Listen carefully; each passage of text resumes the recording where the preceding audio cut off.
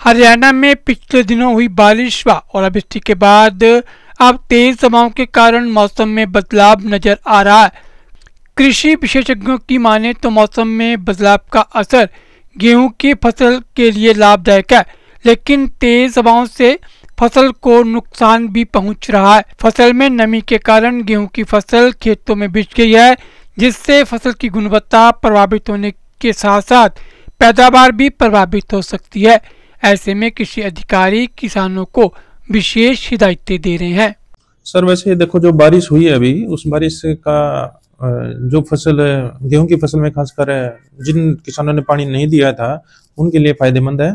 और अभी जैसे बारिश के बाद टेम्परेचर भी कम हुआ है तो गेहूं के यील्ड पे काफी अच्छा प्रभाव पड़ेगा। लेकिन जो ये तेज हवा चल रही है और जिन किसानों ने पहले पानी दिया था और उसके बाद बारिश आ गई, तो उसमें पानी ज्यादा होने के कारण, नमी ज्यादा होने के कारण वो फसल गिरने के चांसेस हैं। यदि गेहूं की फसल गिरती है तो उसमें यील्ड में प्रभाव पड़ेगा कुछ ना कुछ, तो उसकी गुणवत्ता भी प्रभावित हो सकती है। जी, उसमें क्या है, जो ग्रेन क्वालिटी है उस पर भी असर पड़ेगा। और यदि लोजिंग ज्यादा होती है तो वो हवा के कारण, तो उसमें गेहूं की फसल में पैदावार में नुकसान होगा। देखो, हवा तेज का तो ये है कि किसान एक तो पानी ना लगाएं, अभी नमी अच्छी है उसमें खेतों में, तो पानी ना लगाएं। यदि कहीं पानी जैसे फसलों में खड़ा भी है तो उसको किसान निकाल दे तो ज्यादा बढ़िया है। सर, जिन किसानों का प्रधानमंत्री फसल बीमा योजना के तहत बीमा है, तो उनको हमने हिदायत और किसानों को इंटीमेट किया था कि वो अपना सूचना दें हमें।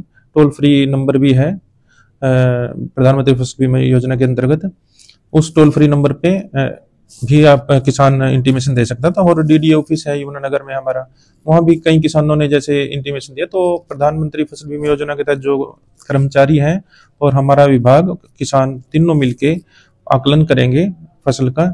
यदि जितना भी वो आकलन करते हैं, जो कमेटी जितना आकलन करेगी, तो उसी बेस पे उनका फसल बीमा योजना के तहत उनको अनुदान मिलेगा।